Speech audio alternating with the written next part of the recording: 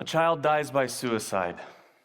An individual is struggling with self-worth because of previous abuse. A parent's heart is breaking as they watch a child lose confidence because of a learning disorder. After a divorce, a mother is terrified about the future. Some individuals are more often acquainted with these types of stories than others. But aren't we all impacted by life situations?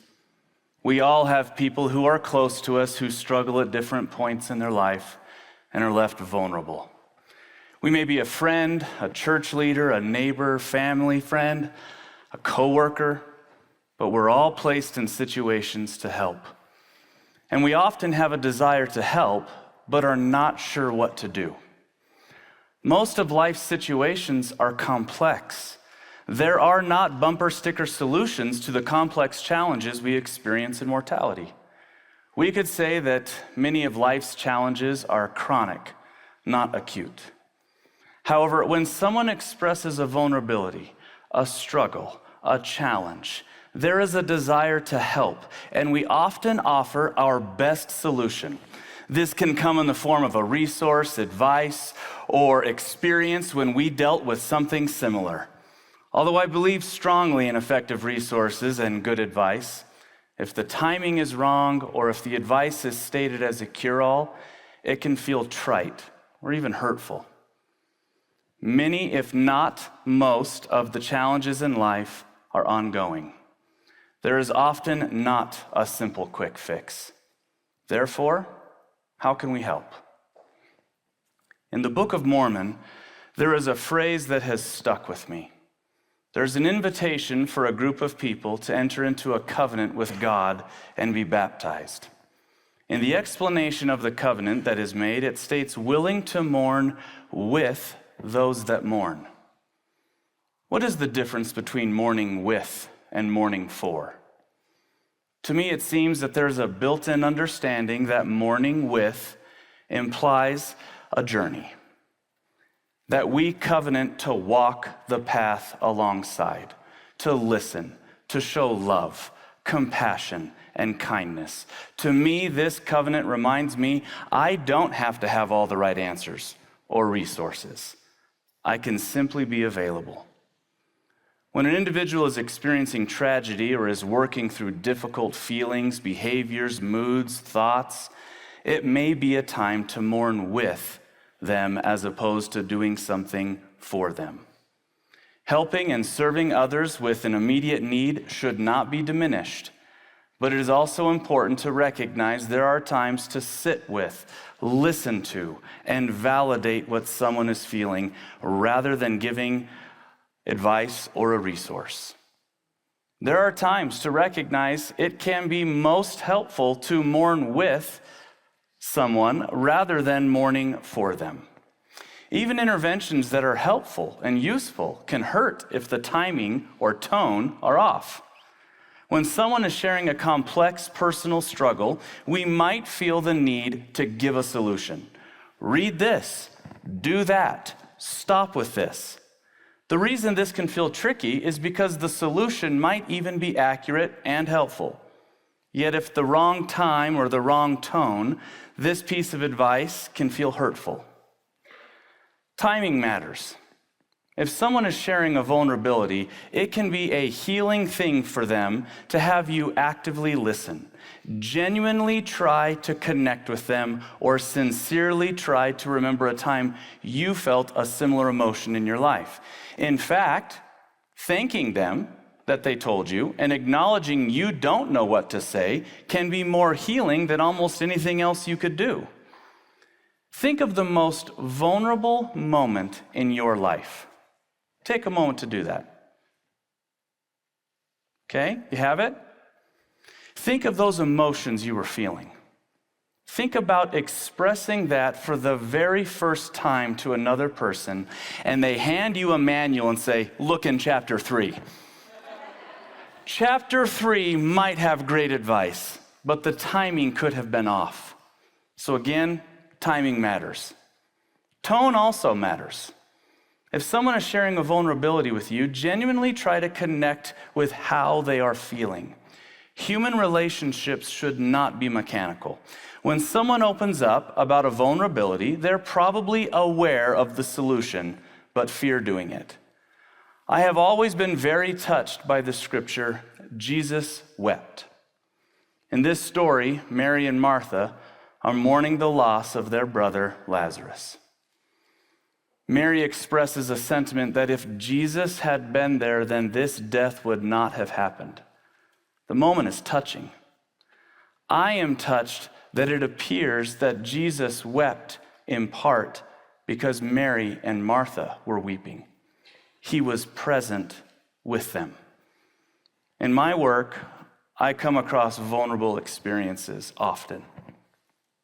Consider the following situations as examples and listen for the difference in approach. Example 1, here's the vulnerability. Someone says, I don't know what has happened to me. The dentist gave me some painkillers 6 months ago, and I can't fully explain it, but I think I have a drug problem. Response, you should stop taking drugs illegally. Or, my church offers a 12-step program. You should go there. Again, this might be wonderful advice, but the timing feels condescending. Often the person will want to close up. In most instances of which I'm aware, the person knows what he or she needs to do or not do, but is terrified about the situation. In many cases, individuals know principles and doctrine that have been taught that would apply in their situation, but the situation feels overwhelming. Compare that example with the following and imagine the emotion you might feel if you were the one sharing. The person expresses the vulnerability. I don't know what has happened to me. The dentist gave me some painkillers 6 months ago, and I can't fully explain it, but I think I have a drug problem. Response? Thank you so much for trusting me enough to tell me. I'm not sure what to say. Are you scared? Timing and tone can be as healing as a resource or advice, sometimes more so. Timing and tone can help us mourn with those that mourn, and not simply mourn for those that mourn.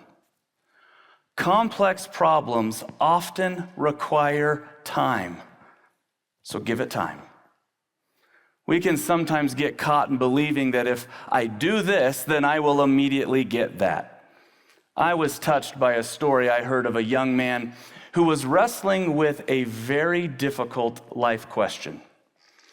The young man approached his bishop, his local congregational leader, with whom he had a wonderful relationship, to talk about this question. The bishop had not worked with someone in this particular situation before. He continually offered his support, and at one point in his journey, this good bishop asked, "What resource can I help you get?" The young man, who was already well aware of all existing resources on this matter, said, "Bishop, you're the resource." The relationship was healing and enabled the bishop to help the young man come to the ultimate healer, Jesus Christ. A few years ago, I had an experience with my good friend that taught me a lesson in a very profound way. My friend and his wife were experiencing some tough times. This wonderful woman was a young mother of 5 and had experienced some health challenges. One Sunday, in the middle of church, I was informed that when my friend went home in between church classes to check on his wife, he found that she had passed away. I left my meetings and rushed to his house.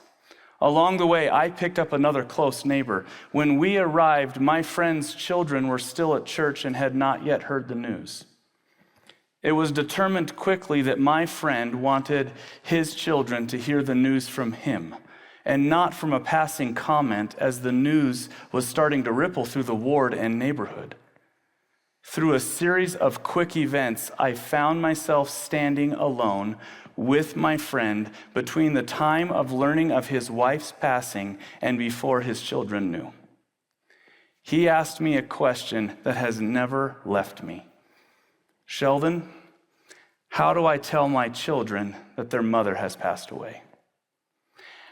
At that point in my life, I was a licensed counselor. I had visited with hundreds of individuals who had experienced grief and loss. I had taught dozens, if not hundreds, of lessons on covenants, God's plan, and faith. And yet, in that moment, I had nothing to say.